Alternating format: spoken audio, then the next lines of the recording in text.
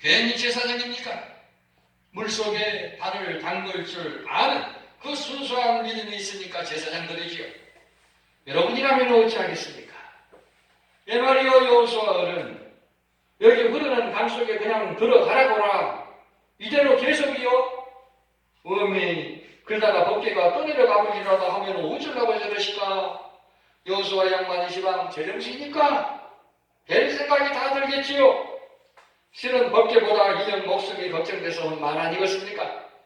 아니 모세 오는 때는 홍해를 쫙 갈라놓고서 들어가라 하시니까 들어가기는 쉽지요. 앞에서 보고 가니까. 그런데 이 젊은 여호수아 양반은 물이 흐르고 있는데 들어가라고 하시니 어떠 참말로 별 생각이 다 들 것입니다. 아니 저 양반이 여호수아를 좀 따라다니지만 아니 좀 쫙 여단강을 갈라놓고 모세 어른처럼 들어가라 하면은 우리가 경험이 있으니까 싶었는데 아니 지금 물이 흐르고 있는데 들어가라고 해보면은 저 양반이 좀 뭐 모세 어른한테 잘못 배웠을까? 우리가 본 모세 어른하고는 다르네? 여러 생각이 듭니다. 이미 말이 여기까지 나오는데 말은 못 빼내고 여호수아는 하나님 말씀이라 하면서 마음 앞으로 전진 약신 앞으로 뭐 그러니까 죽든지 말든지 나가야지. 자 9절을 보면은 여호수아가 이스라엘 자손에게 이르되 이리 와서 너희 하나님 여호와의 말씀을 들으라 하고 여호수아 지금 자신의 말을 전하는 것이 아니라는 겁니다.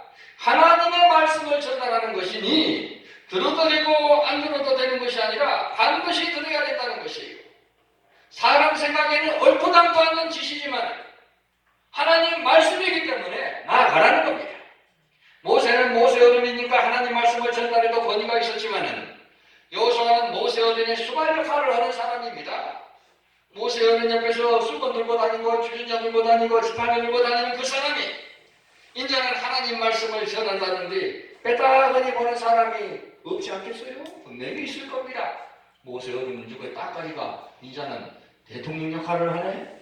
모세 어른은 쫙 갈라놓고 달아버리면 저 양반은 그래도 선생한테 배우려면 제대로 배우지 갈라놓지도 않고 그냥 강으로 들어가라 그러네? 네가 무엇이건데 하나님 말씀을 전해야 이렇게 생각하는 사람도 분명히 그 중에는 있을 겁니다. 이런 문제 때문에 7절에 다시 한번 7절을 보십시다. 여호와께서 여호수아에게 이르시되 내가 오늘부터 시작하여 너를 온 이스라엘 목전에서 크게 하여 내가 모세와 함께 있었던 것 같이 너와 함께 있는 것을 그들이 알게 하리라. 하나님께서 미리 7절 말씀을 주신 겁니다. 10절로 넘어갑니다. 또 말하되 살아계신 하나님이 너희 가운데 계시사 가나안 족속과 헷 족속과 히위 족속과 브리스 족속과 길가스 족속과 아모리 족속과 여부스 족속을 너희 앞에서 반드시 쫓아내실 줄을 이것으로써 너희가 아니라. 도도히 흘러가는 요단강을 수도시키고 그 강을 건너는 것은 앞으로 있게 될 모든 전쟁에서 승리한다는 것을 보여주신 겁니다. 그러니까 번복이로 보여주시는 겁니다. 봐라! 요단강을 가르신 하나님께서 저까지 것들을 못 해볼 것이냐? 걱정 붙들어 내버려라! 믿음으로 나가면 된다는 것을 가르쳐주는 겁니다. 이때 요단강을 건너가면 다시 되돌아갈 수가 없습니다. 건너고 나면 다시 요단강물이 전처럼 흘러버리기 때문에 이제 받고 할 수가 없어요. 혹 전쟁에 지더라도 건널 수가 없습니다. 이런 환경을 뒤에 물이 흐르고 있은 강이 있다든지 있을 때 배수진을 쳤다 하지 않습니까? 뒤로 가면은 빠져 죽고 앞으로 가면은 적에게 죽고 그러니 차라리 전진하다가 죽으라. 그런 작전이 배수진이라고 하는데 하나님께서는 이스라엘 백성들이 다시 뒤돌아가지 못하도록 의심한다든지 걱정이 되어서 뒤돌아가는 일이 없도록 요단강을 두고 나아가게 하셨습니다. 전장에서 뒤로 도망쳐 나온 사람은 장교가 쏴버립니다. 뒤로 물러나도 죽고 앞으로 가도 죽는다면 차라리 앞으로 가면서 멋진 죽음을 택하라는 뜻입니다. 죽을 힘으로 싸우면 이길 수가 있고 이기면 살 수 있는 것입니다. 한번 큰 일을 치르면 다음 일은 이런 것쯤이야 일이 쉽게 생각이 됩니다.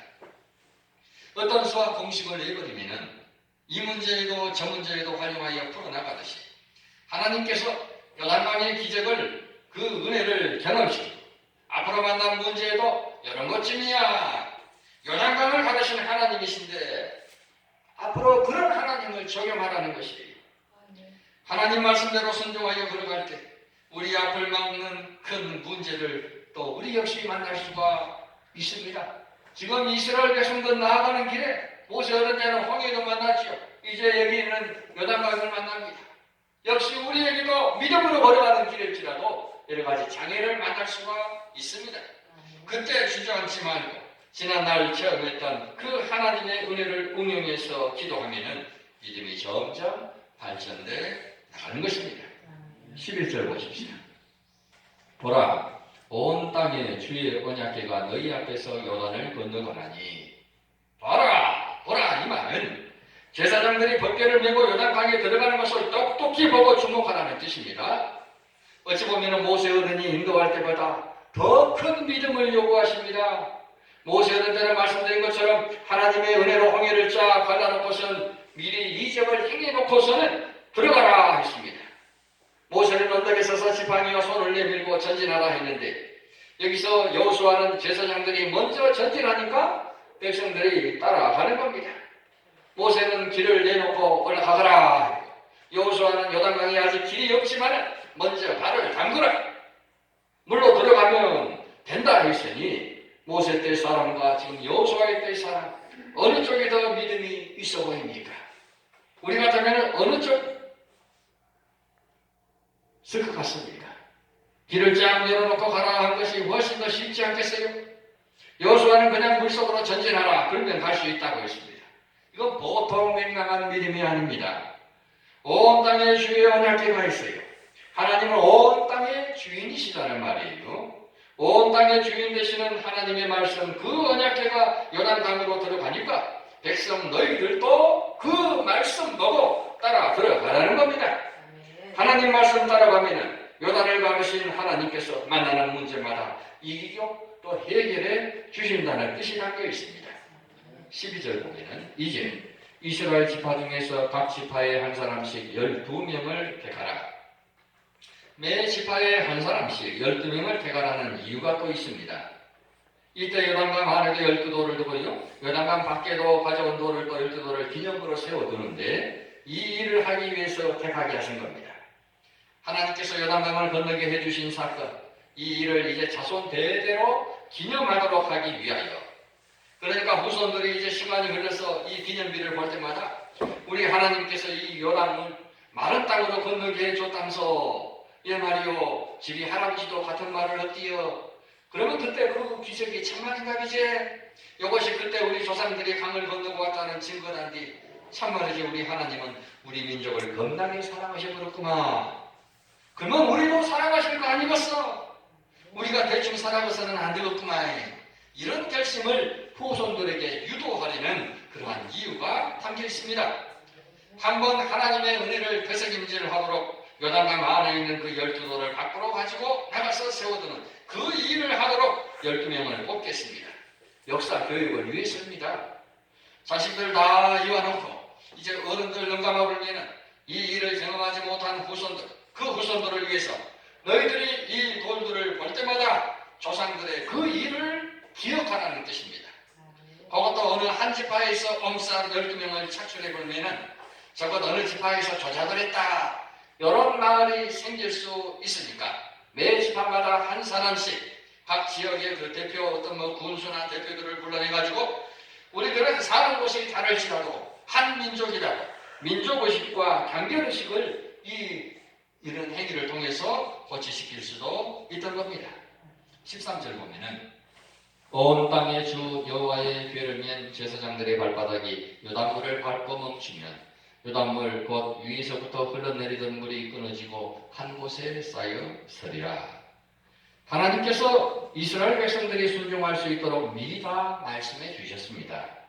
제사장도 백성도 안심하고 들어갈 수 있도록 요단강에 들어서기만 하면 물이 끊어진다는 것을 다 말씀을 해 주셨습니다. 요단강 물이 아무리 흘러도 하나님께서 수독시킨다고 약속하셨으니 믿음으로 들어가면 되는 겁니다. 요단은 발을 들여 놓을 때 갈라졌지만은 홍해는 갈라졌을 때 들어갔습니다. 홍해가 갈라졌을 때도 혹시라도 가다가 물이 다시 합해져 버리면은 어쩔거나 나는 수영도 못하는데 꼴까닥 빠져 죽겠네. 건너는 사람도 있었겠지요.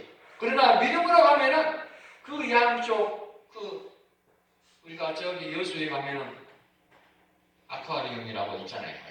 유리벽으로 둘러쓰여놨고 그 우그로 머리 우그로 상어도 지나가고 그럽니다. 그때는 이런 기술이 없어서 하나님께서 딱 수도 없이 계세요. 그러면은 가끔 만화로 보면은 옆에 물기둥 벽에가 막 물고기들이 왔다 갔다 하고 그래요.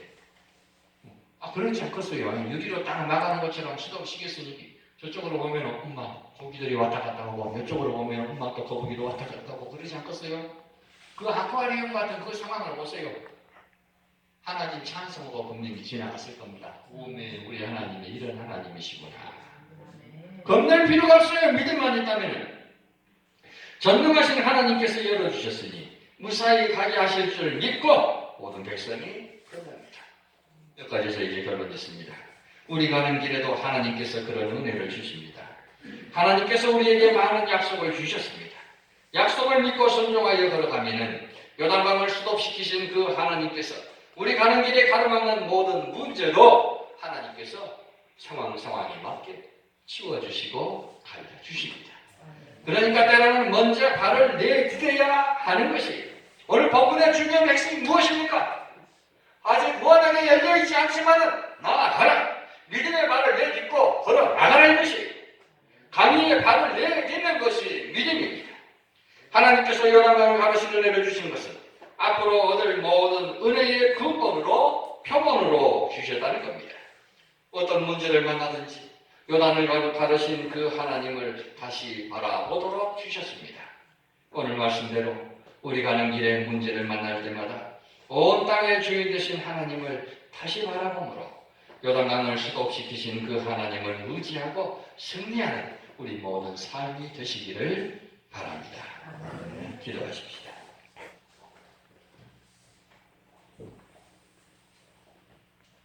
하늘의 하나님 되시고 땅의 하나님도 되시고 세상 모든 피조물을 친히 다스리시는 하나님이십니다. 이러한 하나님을 구약을 통해서 우리에게 전해주셨습니다. 우리는 그 말씀을 그대로 믿습니다. 그때 계신 하나님이 지금도 똑같은 살아계신 하나님으로 우리 앞에 계시오니 하나님께서 말씀을 통하여 전해주신 그 모든 과정들, 홍해를 가르신 하나님, 요단을 가르신 하나님, 우리 인생 앞에도 이러한 것들이 닥칠지라도 하나님은 능히 해결의 답을 가지고 계시다는 이 믿음을 우리가 가지고 때로는 물음표 속으로 갈라지지 않은 요단강으로 발을 내딛어야 하는 그 믿음을 요구하신 하나님이시오니 앞에 가로막혔을지라도 믿음으로 주의 말씀을 생각하며 나아가게 하시고 그리하여 하나님께서 계신구나 하는 것을 피부로 느끼고 몸으로 경험하는 그런 것도 맛보게 하여 주시옵소서.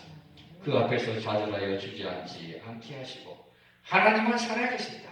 하나님은 주의 백성들을 살피신다는 이 굳건한 믿음을 가지고 살게 하여 주시옵소서. 예수님 이름으로 기도하옵나이다. 아멘. 436장입니다.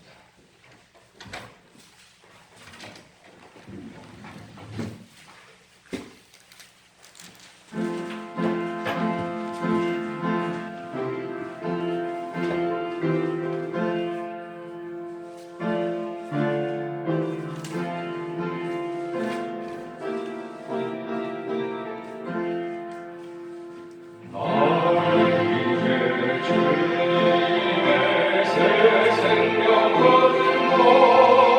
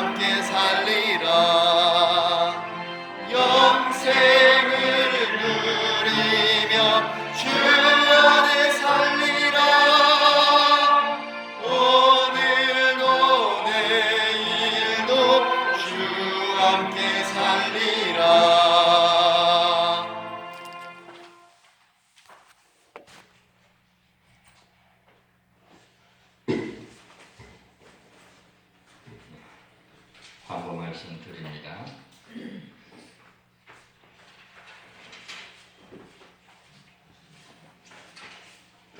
이번 주도 오늘 11시 예배로만 드립니다. 수요일 기도에도 오고 새벽 기도에도 없습니다. 없는 게 아니고 저는 날마다 나와서 합니다. 또 우리 이금혁 권사님도 하루도 안 빠지고 나와서 기도하고 돌아가십니다. 교회는 이렇게 돌아가고 있다 하는 것을 아시길 바랍니다. 다음 주가 부활 주일입니다. 이제는 해제가 될 줄 알았는데 정부에서 또 2주를 뒤로 연장을 한다고 합니다. 오늘 또 시청에서 두 분이 또 왔다 갔습니다. 왔습니다. 다음 주에도 2주간 또 온다는 거 보니까 또 어쩔지 모르겠습니다. 이번 주 토요일에 또 장로님들과 함께 청소하고 또 소독하면서 다시 한번 당회를 하고 알려드리겠습니다.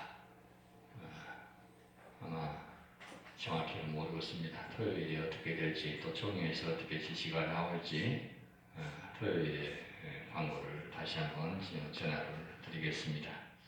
이렇게 될지라도 다음 주에 성찬식이 있습니다. 다음 주에는 부활주일로 부활절 예배로 드리겠습니다. 부활절이 또 옮겨지면 나중에 크리스마스도 옮기자 말이 나올 겁니다.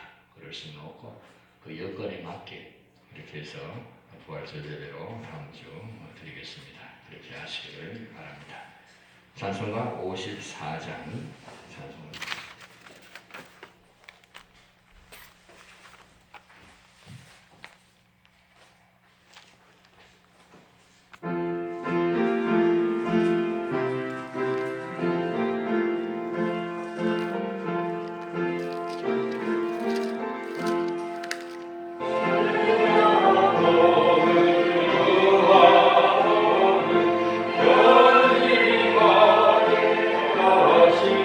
하시고